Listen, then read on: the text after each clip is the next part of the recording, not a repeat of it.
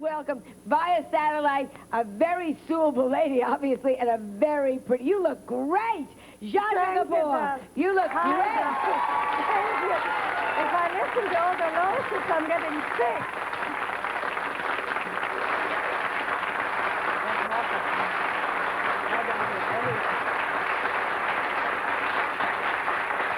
You look wonderful, and you are wearing a 40-year-old dress.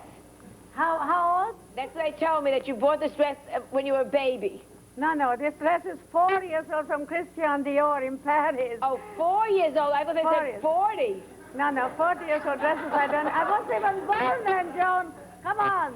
No, I couldn't get over. I was going to say it's very good looking. For 40 years, you had to change a couple of buttons.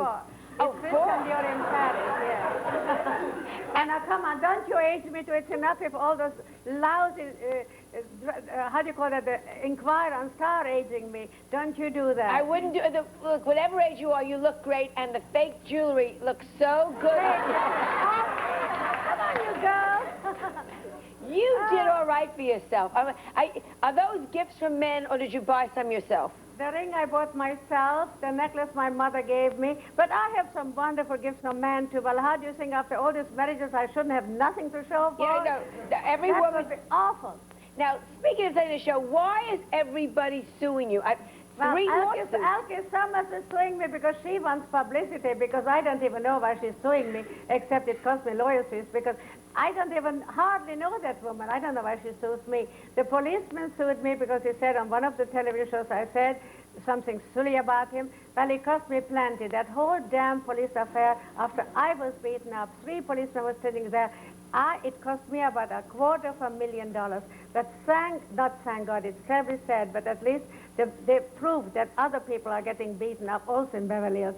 That was the unfairest thing for a European girl who came to America for justice. But I don't want to talk about it anymore. I've forgotten it. I don't want to talk about it. That's behind you. I want to go back to Elke Summers. What does she say you said about her?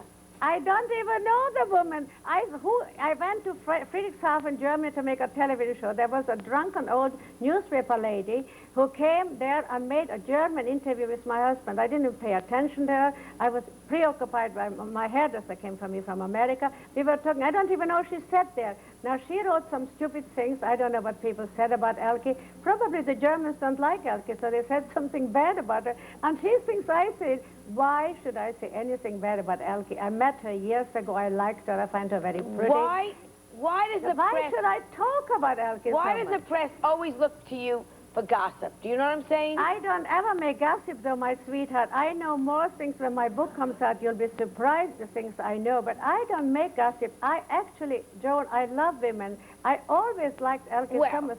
We were on the stage in Munich about 5 years ago.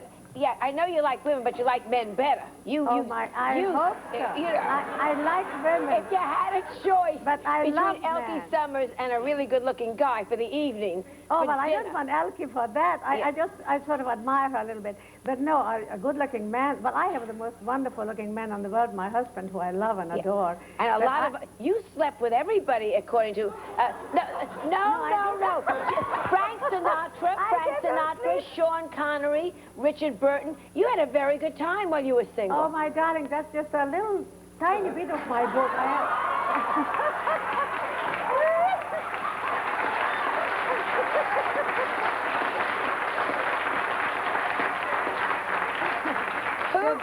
The book is coming out, my darling, in November by Delacorte. It's going to be a bestseller. Will you come on the show and we'll talk about it then? I love the cover. It's called One Lifetime is Not Enough. And as I go on, because I married at 15, you know, first, one lifetime is really not enough for me, because there's so many more gorgeous men around the world, and I'm so much in love with my husband. So this is taking up lots of years of my life being with one man.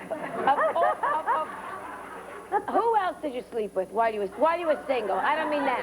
Wait a second. Oh, no, I'm not saying who I slept with. I mean, you have to read the book. Who you had a romance with? Ruberosa. You had a romance with him. Listen, my darling, you have to buy my book. Of course I'm going to buy your book. I promise I heard that on your show yesterday. A very nasty English newspaper man doesn't believe this and that. Let him first read the book, then he will faint. Now, the book is going to be not scandalous. I just tell us it was. I mean, I'm not a girl who sits home and knits, you know. No. That would be awful. What about, like, there's so many things that swirl around you all the time. You know what that about your sister Ava now? You Well, talk about Ava- being close to women. Is there a Ava few? is- Because I know she went to some place and they were screaming. She went out with Merv Griffin, and they, Well, they she's thought doing she him- was you. Do you know what I'm saying? She's going to sue him now for 9 years palimony because Ava lives or is with Merv for 9 years, and I think they're going to get married anyhow. But she's suing him right now for 9 years palimony, Ava, because all these stupid newspapers, the things they wrote about it. You know, Merv, I know you know him, is one of the sweetest, nicest, most wonderful human beings I ever met in my life. So and why I know didn't you him marry him? You.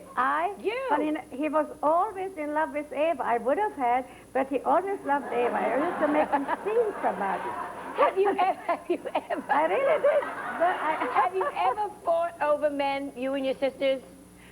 No, because Ava, no, not really, because, you know, well, my older sister Magda married George Sanders, my ex-husband, who I really loved, you know. Yeah. That was a big blow to me. But Did you feel didn't- funny? Like you kind of... Terrible. You never thought he did this to her, too? You know what I mean? I felt terrible. I was sick about it. Yeah. I must tell you that. Well, you read that in my book. That was a big blow to me. But it didn't last long because he kept on calling her Zsa Zsa, and she cannot cook. She cannot cook. Except for your present husband, was he the love of your life, or was it Richard Burton, or Sean Connery, or Sinatra? No, my present husband is really the love of my life. George Sanders was the love of my life until I met my present husband. I must say, every art was against her. They said a German prince is going to do this and this to you, and I married him so much so that Ava's mother didn't even come to our wedding. But it turned out so wonderful, Joan. I can only wish all my friends a husband like. Really, it's wonderful, Is he Joan. still a prince? He bought the title, I remember, and then Hugh Hefner bought it from him. No, well, he bought the title. The adopted mother adopted him. He didn't pay for it. He was adopted because he was the best friend of the son of the Kaiser's grandson. But didn't Hugh Hefner then buy the title? Can you just buy and sell titles? Yeah, he did buy a title for his wife. It turned out a wonderful marriage also. Yes, he did buy her, I think, a baroness or countess title, yes. You know, European princes, dukes, they can just sort of adopt you or whatever they do, and then they are princes. I am a princess and a duchess now. You're a duchess. I'm the Duchess of Saxony. We just got back. Is that wonderful? You're a duchess? What, I'm a princess. But I think you have all the... You have been all the... Let me ask you. You keep talking about your husband, and I've seen you with your husband, and they really are adorable together. What's the difference with this marriage? What makes this marriage so wonderful? I tell you what makes it so wonderful. You see, I was brought up in Europe, as you know, in Switzerland, in Hungary, and then I came to America, and I was 17 when I met Conrad Hilton. And I was a young girl, and he was 40 years older. And, you know, after all, when you have a European education, you get somehow better along with a European, like an American gets better with an American. It's a different upbringing. Now, I want to talk to you about jail, if we could, when we come back, okay? Let me ask you something. Your career is in high gear now, all over again. Thank God, yes. Yeah. Darling, you know, I just lost 12 pounds, thank God. And I discovered, believe it or not, this is not a commercial. By the way, I want to buy your bracelet. I just heard it, and I love it. I'm wearing it today, and I'll send it to you for free. I'll send it to you. I love you for it. Because you gave me free jewelry on Hollywood Squares. You never have to lose weight because you always have the world's best figure. When they sent you to jail, I went into shock because you don't look to me. I've known you for a long time. You're not the woman that's going to, you're going to go in and redo the jail cell. I mean, you know. I hated the jail. Were you scared? I was petrified, darling. Next to you, it's downstairs in the attic. I don't know how you call it in English, but you're downstairs, not upstairs. Cellar. And it's cellar, and it's ice cold there. And next to me was a man screaming. He must have been drunk. And when this jailer came into me, a lady with a gun, I said, why does he scream? I said, he's going to get a heart attack. He said, that happens before. A couple of them we carried away. They died here. Well, you can imagine 3 days in jail, and they didn't feed me. They only gave me some frozen hamburger food, which is the worst on the world. So I didn't eat. I started to reduce then, and that's when I got this wonderful Beverly breakthrough. But I'm in the jail. I can never... I'm going to make you spokeswoman of my jewelry, because you get in there no matter how. I have a jewelry line too, my darling. You know, I'm going to send you something too. But everything you do is the best. I was down in Palm Beach.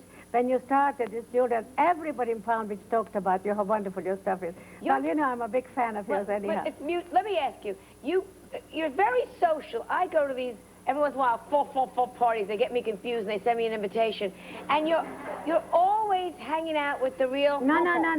I have a house in Palm Beach Polo, which I love and adore. And one day if I retire, which might have been never, but if I ever retire, I will retire there. I love my place in Palm Beach Polo. You know, I'm a horsewoman. Yes. And in the morning, I swim in the nude in the swimming pool, and this gorgeous man on polo, I can see them playing in front of my swimming pool. I'm the nude looking up at them, and they're playing polo. Well, what can be more than heaven? That's what I just love it. The horse wants a drink of water. No, we have a gate in front. Let me ask you, I've never seen you ever without makeup. When you're at home, do you get up in the morning and pull yourself together to look good, or do you go around with nothing? Well, one moment. Sure, take your time. In the morning, I don't look as bad as people hope to look. As a matter of fact, one of my girlfriends said, when they photographed me going in jail, yeah, she looks beautiful, but wait until she comes out of jail. And I had no makeup at all. They didn't allow me to have the makeup. So I found a blunt black pencil because I was fixing my book in jail 3 days, not to go out of my mind. And I put the black pencil eyelash liner, and that's how I came out. And my girlfriend nearly got a nervous breakdown because she found out I didn't look as bad as she hoped I will. No. Wait, how can you look bad? Your eyes are beautiful, your nose is beautiful. Let me go back to something you said about Ava. Ava's really going to sue Merv for palimony? For 9 years of palimony, but I personally said, well, they love each other, darling. We were down in Palm Springs this weekend. Honestly, it is the most wonderful atmosphere around Merv's house in Palm Springs. He has a fabulous house. And Ava is the hostess. Ava loves him. They live next to each other, Listen. So she's not going to sue him? I think she will sue him for palimony, but I think... How much could she love him if you're going to sue him for palimony? Well, I think he's going to marry her in 2 months, so he doesn't want the lawsuit. I don't think that. Anyhow, they're giving a big party tomorrow night for And you're going? Laura. Of course I'm going. What about your daughter? Will she be going with... Are you close with your daughter? We love each other. Yeah. She's impossible. She's beautiful. She's very talented. She also lost 20 pounds. The same thing. I hate to bring it up again. Beverly Hills breakthrough. I'm scared to ask about your dog. I saw you speak about my daughter, Francesca. Let me ask about the dogs, because every time I go in an airplane now, I mean, people are just out to get you sometimes, I think. What happened with your dogs in the airplane? Well, I had my 2 Shih Tzus. One was in the 2nd class with the housekeeper, and my little Genghis Khan was in the front with me, who was 6 months old. And I had this diamond ring on. And one of the stewardesses just plain hated me. And a man sat next to me. Freddie couldn't come that trip. He came a couple of days. So we went down to Palm Beach. And the man said, this is going to be one of the bitches who hate celebrities. And after she picked and picked and picked on me, I said, are you one of those bitches who hate celebrities?